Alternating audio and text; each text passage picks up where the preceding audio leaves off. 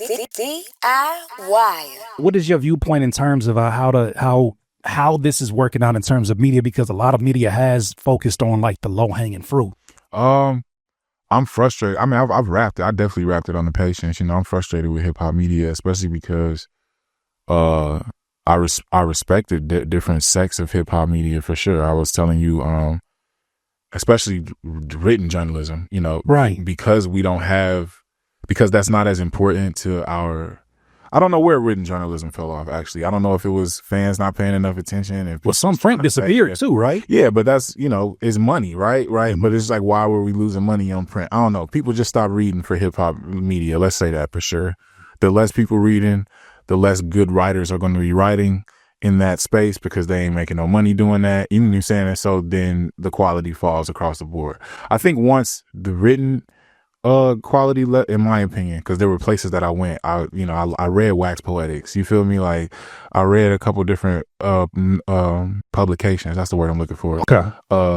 For hip hop journalism, and so once that was gone, then obviously we turned to the visual aspect or podcasting, right? Because that's what was left to do. The most popular podcast for hip hop media.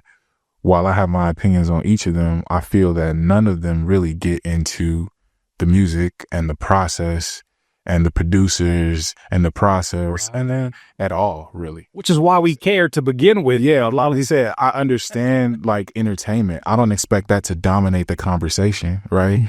The same way we're not actually talking about the art of the basketball dominating basketball conversation. You understand what I'm saying? Which is political affiliation. Your point. Which is what made the JJ Redick and LeBron thing so powerful. JJ Redick and LeBron was really in there talking about pick and roll, X's and O's in a way that you can never hear Stephen A. say. Yeah, and it's just like, and it is that as beautiful as that was, as beautiful as the comment section on that was. You feel me? Bunch of head coaches. That's not going to dominate in media. You know what I'm saying? So I don't have that expectation in hip hop, but I don't hear it at all. You know what I'm saying? Like when I hear people talk about, we could go from the biggest podcast, let's go to reviewers. You know what I'm saying? It's like Anthony Fantano as an example. I hear people like him and him. I'll say him. You can go reference this because this is somewhere I was kind of disappointed to hear. He reviewed Jiz's album, I think it was last year or the year before last. Right. And in that, I hear things like that of like, we're reviewing the music based on what we expected from you and not based on what you had to give me, and I gave it to you off camera. I was like, that's like you sitting down at a notable chef and being frustrated before you take a bite that there's not something that you expected to be on the plate. Like, oh man, y'all ain't got no beef ribs. It's like, well, no, brother, that's not what I made for you, No. But because I ain't got no ribs on the plate, now you're gonna talk about how the plate isn't what you expected it to be. It's like I wasn't giving you what you expected, brother. I was giving you what I wanted to give you. You ain't got to censor yourself. Say what you said off camera. Say what you said off camera. Wait, what did I say? He said, "Bitch, it ain't no beef broccoli." Yeah. I said, "Bitch, it ain't no fucking ribs." Like, y'all, what? Did you fucking try the meal yet, nigga? Like, what? It's you go a notable chef. Let me see what Chef Jenkins is cooking up today. Walk in. You're just in time. I'm revealing my meal of the season. You feel me? Like, that's my album. My meal of the season. My plate of the season. Motherfucker, look at my plate like, what? No chicken? Did go to the podcast. It's like, well, I'm reviewing Mick Jenkins' plate today. The problem was, sadly, it didn't have any chicken on it. It's just like, what the hell does that have to do with what I served you? You know what I'm saying? Like, that couldn't be more accurate. I promise you. That's why I need the uncensored version. Because when you said that, it had me in tears. Because I'm like, people really do, and it's like shout out to Anthony. Because at least what I get from him and what I appreciate is there's sometimes things I learn about my favorite artists that maybe I didn't see in a moment, right? At least he's somebody in his space that he has his own style of doing things. It's more so the guy, the person that has no credentials, no professional anything. It's just the guy. Stamping Fantano. You stamping that one? Okay. I'm including. This is what I'm talking. I don't watch him all the time. am I accusing him of doing that all the time? No, that's why I went to a specific video. I watched that and I said, I wish he would have looked at this from a different perspective. And again, I'm not trying to bash him. I truly wish he would have looked at it from a different perspective, because what someone is trying to deliver you sometimes matter more than a certain quality that you expect. You will miss what somebody is trying to do by looking at it by what you're expecting to hear from them, evaluating what the album should sound like or the quality of the album based on metrics, because this is what a lot of people do that have nothing to do with actual creation of music. You've never made it. You've never tried to make it. And yet you're telling somebody else how to make it. Understand why you evaluated it from that. Right. But I also understand as the artist that has no place in forming your opinion about what someone presented to you. You know what I'm saying? And I hear that in the way that people speak. You don't speak like, oh, I tasted this plate and I'm evaluating what I'm tasting for what I was presented. I evaluate lasagnas against other lasagnas. You understand what I'm saying? Like, that's not what I. That's not what I. Or if I am evaluating a lasagna against a fucking green pea soup, right? Right? I don't say that the green pea soup is trash because I love lasagna. Like, that's the way that reviews do, right? That's not how you speak about these two separate things, even if you're going to compare them, right? You give respect to what one dish is and respect to what the other dish is, even if this dish is your favorite, and you was always going to talk about this dish better than that dish because this is your favorite. Okay. Yeah. But there's a way to speak about that gives respect to both, and that's not what I regularly hear when people review albums, even if it's a positive review. Yeah. There's a way that we speak about music that kind of removes what artists are actually doing. Yeah. Well, right. Like that. Which is why I said, Mr. Morale, I say the same thing.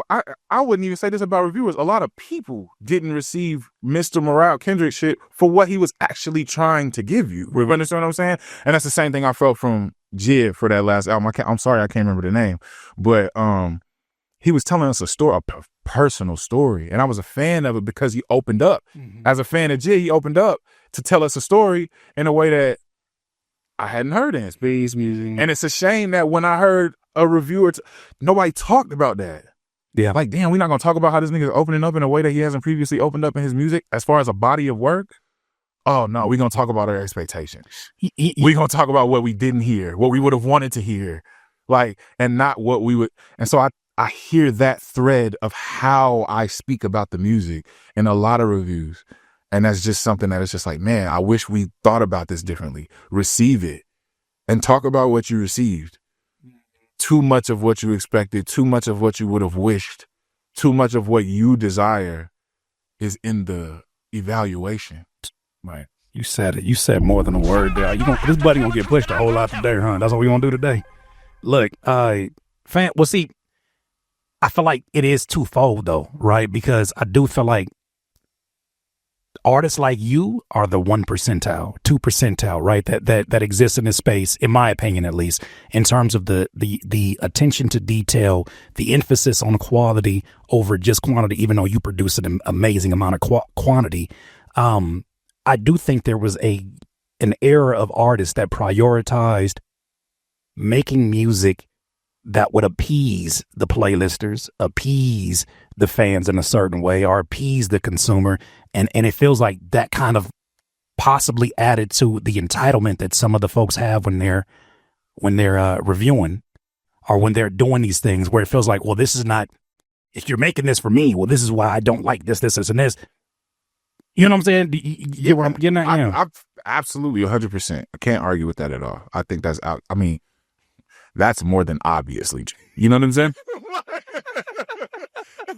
Like I said, I'm not expecting this to dominate the airwaves. I just don't hear it at all. And that's really what's sad. You know what I'm saying? It's like, if there was a place where I know I could go, then I wouldn't have this complaint. And I think that's why I like what you're doing. You know what I'm saying? I love what you're doing, because I feel like, yo, beyond my likes and my desires for what I want to see in hip hop media, it'll be good for hip hop media. It'll be good for these young niggas. It'll be good. You know what I'm saying? Like, where are you going?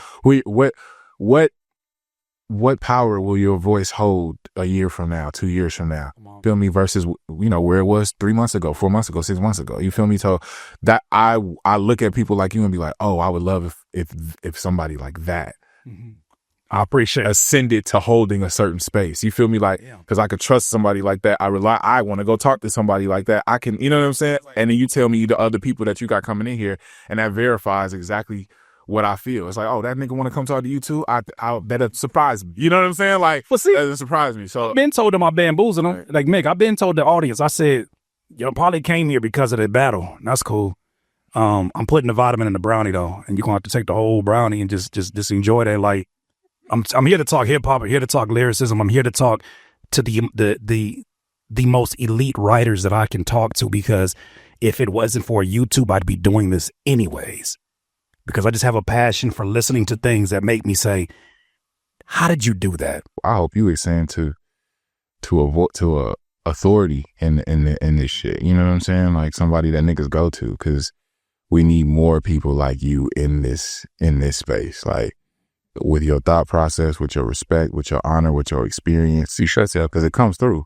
And I think that's why, you know, at least the 2-3 months that I've been following you, I've seen the growth on you in your shit. The way I don't know what you see on your end, but at least in the time that I follow you, I've seen growth. So every day I wake up and this is more. It's got to be other people recognizing the value in how you do what you do, just like I am. So I've been learning. I appreciate you, man. I appreciate you. I've been learning not to question God on anything, because I bet a goal this year. Anytime you see a hashtag, anytime you see the comments and they say RR, that's retire Rochelle. That is one of my goals, is to retire my mom this year. And by any means, I'm going to make that happen. I want it to be legal means, so keep on supporting this channel. I would prefer it to be legal means. But if it get tricky, yeah. You ever seen Set It Off? Yeah. I don't even know what that means. You seen Dead Presidents? No, Set It Off is it. Because I say it all the time. I be telling the homies, we have a little play or something. I be like, I need that money.